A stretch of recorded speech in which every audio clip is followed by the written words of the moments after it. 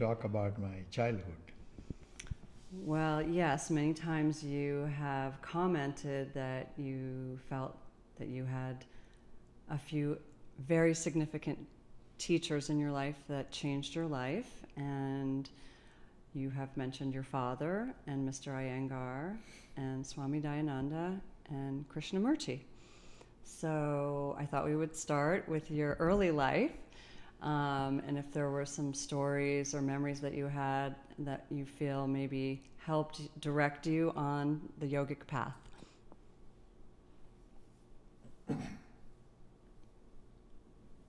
See, my father was a very good teacher, and it was unusual in the school that in our schools at that time, corporal punishment was considered okay. My father never ever touched anybody like that. But he would say something in your ear that will make you burn up if necessary. So your father was a teacher? He was a teacher, high school teacher. High school teacher, okay. But he wanted me to, for example, learn to get up early, to do some math tables and so on. And naturally, being a young, mischievous kid, I would object to it.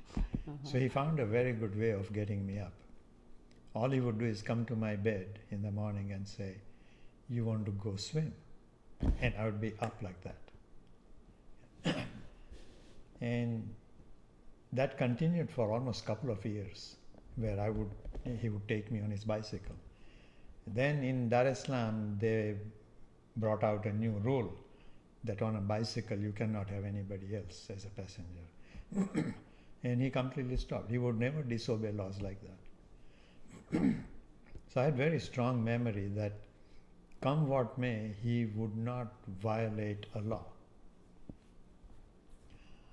Another very good example that touched me very deeply from the very beginning was, I was born in Africa. Then, because of the war, I was taken to India. And so my grandfather wanted to see me again. Was your grandfather in Africa or India? No, in India. Okay. But as soon as I was 4 or 5 years old, went back to Africa, where I started my schooling. My grandfather wanted to see me again. So when I was 12, I think, my father arranged for just me and him to come to India. My mother and brother and sister stayed in Africa. So we went by boat. We come to Bombay, and these people who exchange money on black market even came on board. It was done rather openly, surprisingly. India had currency regulation, currency restriction, that you cannot, you have to officially exchange money. So unofficially you will get more rupees. Officially, I think at that time you were getting 11 or 12 rupees. Unofficially, you could get as much as 16. So people would exchange on the black market. And my father would not exchange any money. So I said, okay. Next morning, he went to the bank to exchange money. You have to stand in a long line, and they do some peculiar thing, they first write everything down, your passport, then they give you a token. You have to take token to the cashier, who then gives you money. Okay, lots of steps. Lots of steps. So I asked my father, I said, why didn't you exchange it on board the ship? It's, everybody was doing it. He says, but that they were doing illegally. So I asked him, what does that mean? And he said, Government of India needs money, foreign exchange. So if you would exchange money illegally, the government doesn't get anything. Right. Yeah. And then he told me something I will never forget. He said, whose salary or whose benefit is affected, you think, if government does not have foreign currency? You think it affects the policeman or the big ministers or somebody? I said, no, it hurts the poorest man in the country. So I said, that's why I would not do it. And the words used were rather strong. You don't kick a belly of a poor person. Right. So later, I remember as a yoga student even, or yoga teacher, often I would go to India taking sometimes bigger groups. And I would encourage them not to expend money on the black market. And I never understood, so many of them did. They exchange money on the black market, and then they give a little rupee or so to the beggar here and there. On the one hand, you are destroying that beggar's life. On the other hand, you are trying to feel good by giving the beggar something. It's hypocrisy. So your father taught you the importance of being honest, Yes. leading a life of truthfulness, and him getting you up early taught you discipline. Is that what you would? Yes. Yeah. And then I believe you mentioned he was a yogi. Did he teach you postures? Yeah, during the same first visit to India when I was about 12 years old, we were in the village where initially my health was spoiled in the village. So he started teaching me yoga. I still have the book from which he taught. It's a Gujarati book called Rog and Asana, means disease and asana. Disease and asana. Okay. Rog means illness. Okay. So he taught me yoga asana from that, and I liked it. Did you do it together, or was he teaching you separately? Both. Okay. Both. He would do his own practice. Along with that, he would teach me. And it was just the two of you? Just the two of us. That's so sweet. Yeah, he's in a very nice room up on the third floor of a house. And I didn't get sick at all. When I came back to Africa to go to school, I continued doing the yoga and never got sick through the whole year. So was it just postures? Was it any breath control? No, there was or no nothing? breath, Okay. except just general. And at that time, how old were you? About 12. What was your understanding of what yoga was when you were 12? I thought it was a lot of exercise. So you just thought it was a physical posture thing? And not entirely, because at the same time, my father wanted to memorize the Bhagavad Gita. I could read the Sanskrit script, although I did not understand it. The script is rather similar to Hindi script, which I could read. So I would hold the book and make sure that the first word with which he begins chanting would be correct. If the first word is correct, it's a poetry kind of thing. So rest of the sloka would come correct. So I began to ask him about what is Krishna talking about. Like, I hear Gandhiji used to, every time he had a problem, he would run to Bhagavad Gita. And here is Krishna advocating war. So it was very early beginning when I learned that no, Krishna did not advocate war. And do you remember what your father said? Yeah. That Krishna tried to bend over backwards to prevent the war.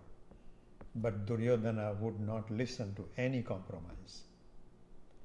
Duryodhana's position was, you are asking for half the kingdom, no problem. I will not give that.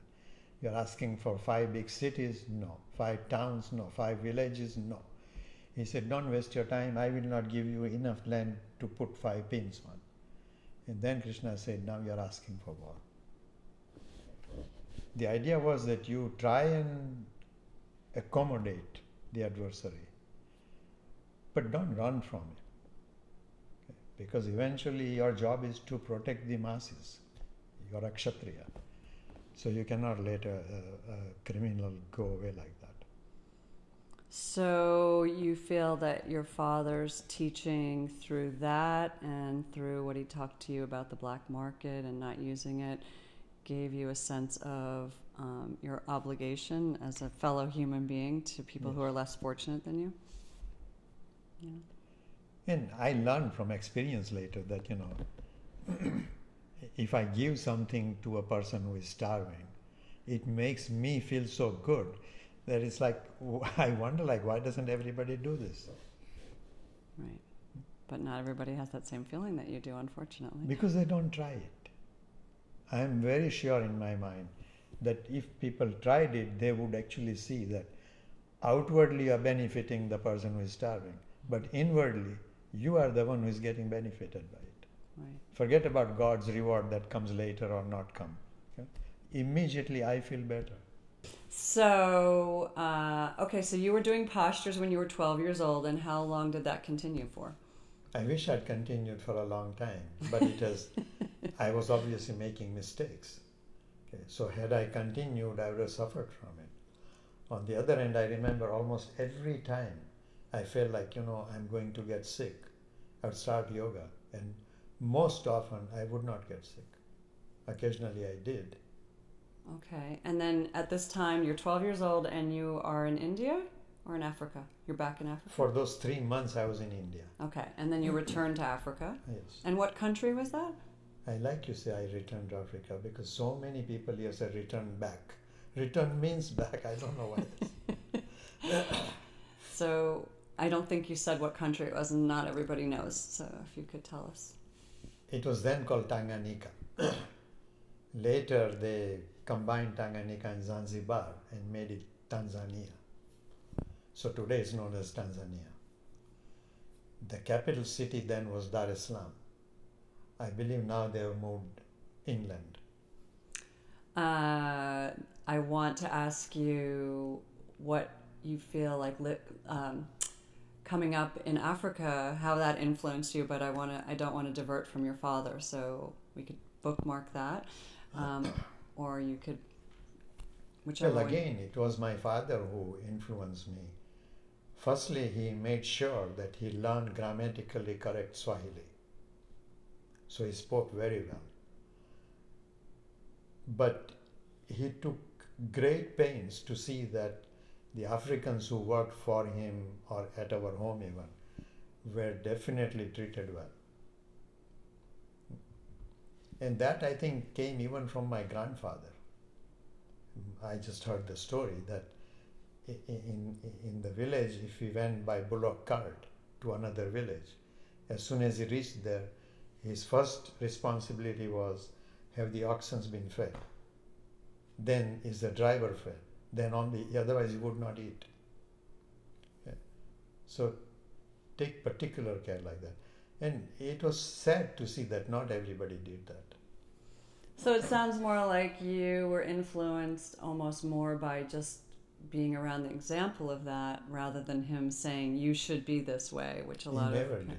In fact, with regard to this money exchange I taught, he told me, he said, when you grow up, he said, everybody almost did it at this exchange. When you grow up, if you want to do it, I will not stand in your way, but I will not do it. That was his way of teaching, really. Sometimes that's way more powerful. Yeah, very powerful. Yeah. Was there anything else in your childhood that you can remember that you feel brought you to yoga or influenced your study of it in any way? Or like being in Africa? Do you feel like that changed your perspective? Definitely being in Africa changed my perspective. In the sense that, we lived there. Not only Hindus and Muslims lived together. Many of my friends were Muslims. We were together in the school. And that wouldn't have happened if you were brought up in India? Probably not, Okay. because then I would be with majority of the Hindu boys only. Mm-hmm. Okay. Depends on where in India. But also there were Africans, although when I was in school, they were not in my school. But they were around, and at least when I played around as a Boy Scout, there were Africans, and there were African troops also. Soccer I played a lot, where Africans were playing with us. So you feel just by being around different people taught you tolerance? It taught me that there are good Africans and bad Africans, just as there are good Hindus and bad Hindus, good Muslims and bad Hindus. Okay. Now, something you've said in the years I've studied with you about your soccer playing was that you embraced just the joy of playing rather than the I'm going to decimate my enemy and only will I be happy if I win. While playing soccer, I would not consciously hurt any opponent. Okay? Some people did, and I stopped playing with those people. So that's again something that's unusual, I think, very much in the States. It's about winning, and so where did that come from? That feeling of just... Not sure where it came from, but I remember, suppose the opposing team is stronger and they score 4 or 5 goals and we are still struggling. To the very last second, I will keep doing the best I can. Some of the boys around me would give up. I never gave up. And is that just something that was internal to you? Did you feel like your coach imposed it on you? Or? No, when I did it 1 or 2 times, I felt so good afterwards. So it was like, why don't they do it? It feels good to struggle. In fact, it's more fun to play with a team that is stronger because you have to struggle harder. Right. I used to play as a full-back or in the back in soccer, in defense. So if my team was much stronger, the ball is almost always on the other side, which is no fun. And temporarily, briefly, it feels good that we won, but you don't enjoy that game. So looking back at your youth, besides your father, were there other people that made an influence on you? I Yes, think you mentioned. The very big influence was from my scoutmaster. Okay, tell us about that. Like the Boy Scouts, like that we have Boy here? Scouts, okay. Yes. And this scoutmaster lived really across in the opposite building. So we would often stand in our gallery. He was in his gallery, I was in my gallery, and we'll even talk to each other. I think the biggest benefit I got from that scoutmaster, there were many benefits I got. The biggest one was he did not speak my language. He was from South India. His English obviously was very good. I was forced to speak English with him. Okay, so that helped your English. My written English was good, grammatically correct English I could write. I read well, but I could not talk in English. And because of him, because you of had him, to learn. Yes. And he was very, very nice, and very lovingly would point out, like, you can't say it like that, you have to say it this way. So one of the reasons you're such an articulate teacher in English is because of your scoutmaster? I think primarily, yes, because of him. Okay. Later I began to read stuff which did a lot of good to my English. And how old were you when you were in the Scouts? I joined Boy Scouts. First I joined the Cub Scout, it's called, in primary school. So that was probably in my 2nd grade. Okay. I would be 7, 8 years old. And how long were you in it? Throughout the primary school. Okay. Our primary school went from 1st grade to 6th grade. Secondary school was from 7th to 12th. So as soon as I went in the 7th grade, I joined the Boy Scouts. Okay, so, all right, so I'm trying to keep the timeline. So you were doing postures at 12, but then you said you kind of stopped, and... I would do it intermittently. I was Okay. not a consistent practitioner. Okay. All right, so then you're still in Africa, and you graduate from high school in Africa? Yes. And then what happens then? Well, after high school, we had 2 more years we could do at our school, Okay. which is called intermediate. If you went to a university, you had to do those 2 years before getting actually in the university. So I was going to be a civil engineer. I wanted to be a civil engineer. The first 2 years I could do at my school, so I was still staying home. So I did those 2 years, and I continued my Boy Scouts activity during those 2 years. I'm going to stop you there because I'm curious, knowing your teaching as well as I do and how much an engineering mind has helped you be an innovator with props and things like that. What made you want to be a civil engineer? Did someone tell you to look that? Did your father influence you? Pure economics. Okay, so I wanted to be an aeronautical engineer. okay, But to do that, I needed to go to a university, essentially in England or India, preferably in England. Okay? But to go and study that, whether in India or England, required money. There was no money available in my family to do that. Okay? So I compromised from that to, instead of becoming an aeronautical engineer, I would become a mechanical engineer. And I was told that if you apply for a scholarship in Tanzania, basic scholarship comes from the government. Okay? I probably would not get the scholarship. for the aerodynamic. Yeah, because Tanganyika government did not need mechanical engineers. This was the logic, quite incorrectly used. Right. But this was the logic used. So I said, okay, my third choice was electrical engineer. Same argument, there will not be a scholarship available. The argument being, country needs many more civil engineers. Why don't you make that your choice? So I said, okay. Okay. And why did you want to be an aerodynamic engineer? Aeronautic engineer. Aeronautics, sorry. Because airplanes fascinated me. Airplanes fascinating you? Flying? Yeah. Would you tell that story? Yeah, that began even earlier. That tell us that story. I think I was maybe 8 years old. And where we lived, it was an apartment complex. There's a row of houses this way, and this way. So it's a triangle. In the middle of that was a coconut palm tree. One day I was lying on the floor. It's a paved area. So I was on this concrete floor looking through the leaves of the coconut tree, and I saw an airplane go by. This was this propeller. Propeller. Mm-hmm. And this thought occurred to me that looks like fun to fly. I can't ever afford to do that, I'm sure. There's no money to fly. But if only when it is parked at an airport, if somebody would let me look how it looks inside, it would be a wonderful chance. And how you were 8 when you had this thought? 8. I love that. Little did I know that I would get tired of air travel. You'd never want to see the inside of an airplane again. Yeah. That is such a funny story. But I would like us to get, before we end the session, I wanted you to get to yoga in London, like how, where.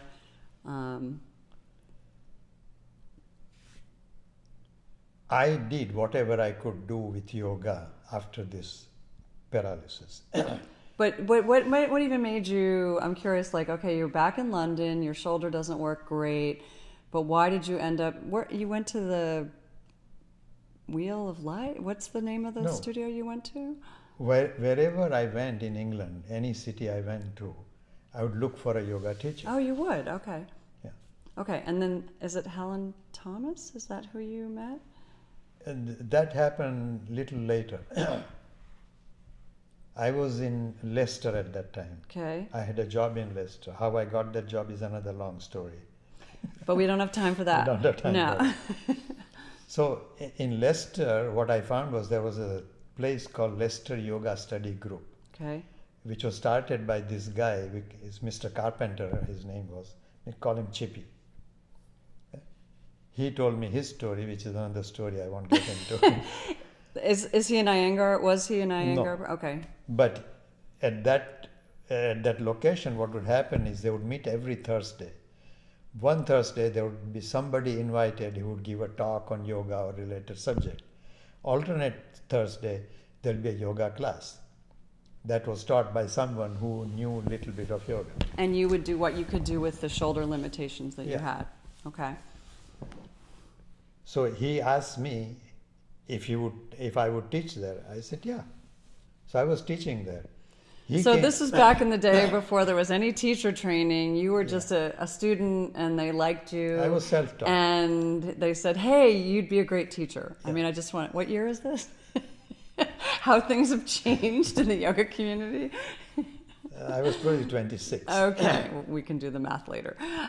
So he told me one day, he said, I want you to go to Brighton and meet this lady called Helena Thomas. Helena Thomas, okay. Yeah. She is a student of Iyengar. I said, who is Iyengar? He's an Indian teacher, he's a well-known teacher. I said, name doesn't sound Indian to me, but maybe you are pronouncing it wrong. And to go to Brighton, How far was that from where you were? probably 4 hours of journey as best as I remember. And he wanted you to go because he wanted her to look at your shoulder? No. So I could learn better yoga from him and get better training. I see. Okay. So I sort of hesitated. He says, don't misunderstand me. We will pay for it. Okay? We will pay for your fare. We will pay for you to stay there in the hotel. And how often did he want you to go for like a long period of time or like a repeated visit? I think the idea then was every month. You would go for a weekend. And you did? Yeah, I did. And how did you like Helena Thomas? At the very first class, I was there. Chippy had written to her, so there were 16 students, I think, maybe 18 students in the class. This was the teacher training class. She was a ferocious teacher. I was the only Indian in the class. For some reason, she liked me. The first class I had, I realized that for the first time I met somebody who actually knows something. So you didn't feel that way when you met Chippy? No. Okay. So Helena was the first exposure you had to the Iyengar method? Iyengar system, yeah. Okay. And how long did you continue to study with her? I went to her every month for a couple of years. Okay. And where I would like us to kind of end is, how did you become... I know you went to a demonstration with Mr. Iyengar was it in London? That was in London. Okay, so did Helena say, Mr. Iyengar's coming, you must attend this? Or? No, she didn't have to say it. Okay, you wanted to go. I wanted to go. So you were in the audience, and can you tell that story? Okay, I'm sitting probably fifth or sixth row at, I think it's called City Hall in London. Mr. Iyengar was going to give a demonstration. I had never met or seen him before. He comes on the podium and says, I will begin with pranayama. Then he begins to inhale and his chest expands like this. And I'm like, oh my God. And he kept inhaling for what appeared to me, as best as my memory serves me, like for a couple of minutes. Then he's holding the breath in and says, to talk, I have to use my breath. I will use little breath and talk. This is inhalation. After a while, another couple of minutes, I will begin now exhalation. And he exhales for 2 more minutes. And I thought, oh my God. Now, at this point in your yoga history, had you done pranayama? No. So, okay, so you've only done asana at this point, and you're watching this man breathe, and you're like, wow. Okay. He gave a demonstration of the asana after that. Okay. But at that point, you could feel from the audience, he can do nothing wrong. Okay.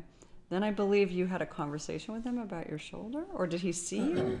Then Helena had asked him to come and talk and give a class to this group of people that she was training. And she asked me if I wanted to win that class. I said, of course. So he came, he taught this class. How much time do we have now? I think you can, well, I want to end where he invites you to come to study with him, yeah? So in the class, I saw something happen that I have never seen happen afterwards. In fact, he doesn't do that. He was taken to every individual student and introduced individually to each student. He would do what? What would he do? He would come and stand in front of you. Oh. And Helena would say, this is so-and-so. Oh, I see. And, okay. If you had any and question or anything. I see. Mm-hmm. Like that. Individual introduction Okay. before the class. The class was supposed to be a couple of hours. He ran it further. I think 3 hours or longer. But before that, when he was introduced to me, he asked me, what is wrong with your right shoulder? I was shocked that, this guy from Johns Hopkins had to take 3 x-rays, and Mr. Iyengar, without having any x-ray, looking at it, says, what's wrong with it? So I started to tell him the story of what had happened. He doesn't have time for long stories, which also at that time I did not know. Yes, we will see. And so it looked like he ignored me. Except he ran the class to make sure I was a rag ball, completely tired. He tells everybody, you can lie down and relax, not you. He put me in Sarvangasana with my arms flat. He stood on my arms and said, rotate your shoulders out. So I began to externally rotate, not enough, more, and more.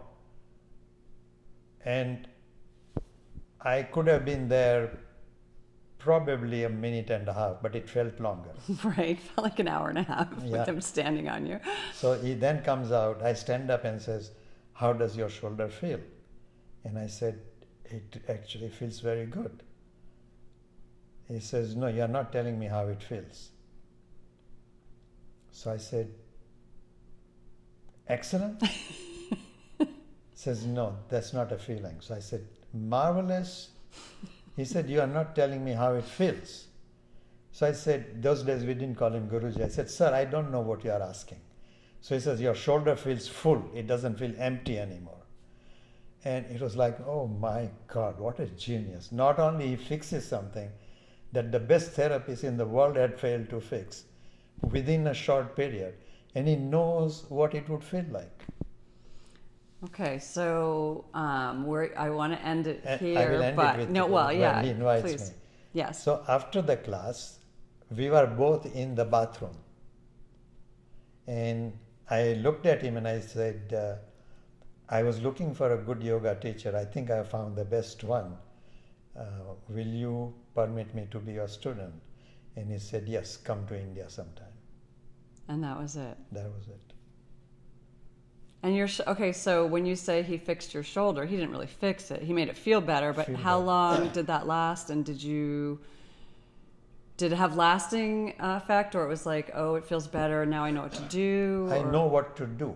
And if I continue doing that, it would gradually get better. Shoulder got much stronger.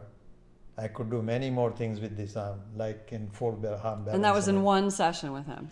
One session with him, but with me working afterwards, other people helping me. Right. I knew what to do. Right. I needed help. Okay. So the next video, we're going to talk about you ended up taking up his invitation. Is that correct? Yes. And how long was it between the time you got the invitation to when you arrive in Pune? How long was that? Almost 3 years. Wow. Okay. I was working as a full-time engineer. Right. I could not take off. Right. Okay. What I had to find was, in the kind of position I was in, I would get every year 3 weeks of vacation. Right. So I wanted to combine 3 weeks of 1 year with 3 weeks of another year. To go to Pune. So I would have 6 weeks. Okay. And it took you 3 how years I got to do 6 weeks together is another story. Okay. All right. So we're going to, the next session we talk about your arrival in Pune. We'll start there. Thank you so much.